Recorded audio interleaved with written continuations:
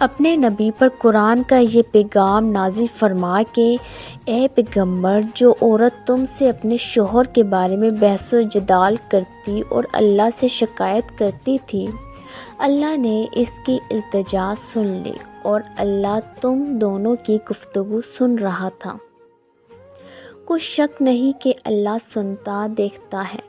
جو لوگ تم میں سے اپنی عورتوں کو ماں کہہ دیتے ہیں، وہ ان کی مائیں نہیں ہو جاتی۔ ان کی مائیں تو وہی ہیں جن کے بطن سے وہ پیدا ہوئے۔ بے شک وہ نامعقول اور جھوٹی بات کہتے ہیں، اور اللہ بڑا معاف کرنے والا اور بخشنے والا ہے۔ اور جو لوگ اپنی بیویوں کو ماں کہہ بیٹھے پھر اپنے قول سے رجوع کر لے تو انہیں ہم بستر ہونے سے پہلے ایک غلام آزاد کرنا ضروری ہے۔ مومنو، اس حکم سے تمہیں نصیحت کی جاتی ہے، اور جو کچھ تم کرتے ہو اللہ اس سے خبردار ہے۔ جسے غلام نہ ملے وہ مجامعت سے پہلے متواتر 2 مہینے کے روزے رکھے۔ جسے اس کا بھی مقرر نہ ہو اسے 60 محتاجوں کو کھانا کھلانا چاہیے۔ یہ حکم اس لیے ہے کہ تم اللہ اور رسول صلی اللہ علیہ وآلہ وسلم کے فرمانبردار ہو جاؤ، اور یہ اللہ کی حدیں ہیں اور نہ ماننے والوں کے لیے درد دینے والا عذاب ہے۔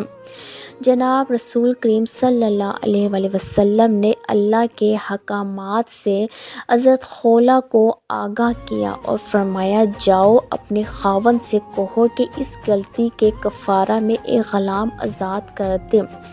حضرت خولہ رضی اللہ عنہا کہتی ہیں، میں نے عرض کی، حضور ان کے پاس غلام کہاں؟ وہ تو بڑے مسکین آدمی ہیں۔ آپ صلی اللہ علیہ وآلہ وسلم نے فرمایا، اچھا 2 مہینے کے لگاتار روزے رکھ لے۔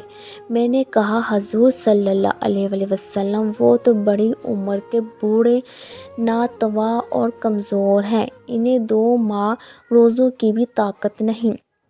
آپ صلی اللہ علیہ وآلہ وسلم نے فرمایا، پھر 60 مسکینوں کو ایک وسق 4 من کھجوریں دے دے۔ میں نے کہا، اس مسکین کے پاس بھی طاقت نہیں۔ آپ صلی اللہ علیہ وآلہ وسلم نے فرمایا، اچھا آدھا وسق میں دے دیتا ہوں۔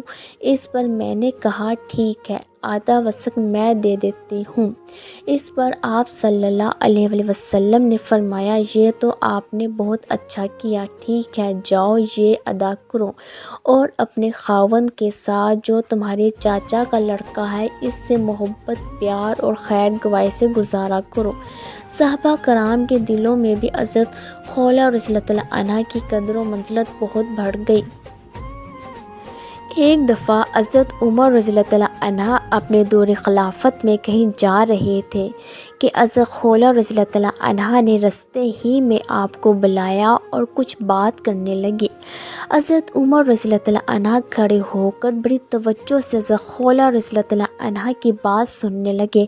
کسی نے حضرت عمر رضی اللہ عنہ سے پوچھ لیا، جناب والا، سبب کیا ہے کہ آپ اس بڑھیا کی بات بڑی توجہ سے سن کر اسے اتنی اہمیت دے رہے تھے؟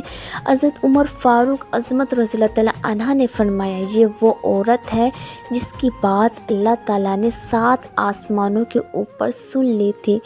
عمر کی کیا مجال ہے کہ اس کی بات کی طرف توجہ نہ دیں۔ عقیدے کی اصلاح کے لیے یہاں یہ بات بھی انتہائی قابل غور ہے۔ مسند امام احمد اور ابن ماجہ کی روایت ہے کہ حضرت عائشہ رضی اللہ عنہا فرماتی ہے، جب خولہ رضی اللہ عنہا اللہ کے رسول صلی اللہ علیہ وآلہ وسلم سے جھگڑ رہی تھی تو میں گھر کے ایک ہی کونے میں موجود تھی۔ یہ عورت جو کہہ رہی تھی میں سن نہیں پا رہی تھی، البتہ اس کی کوئی بات میرے کان میں پڑ جاتی تو تعریف اس ذات بابرکت کی کہ جس کی سننے کی طاقت نے ہر شے کو گھیرے میں لیا ہوا ہے۔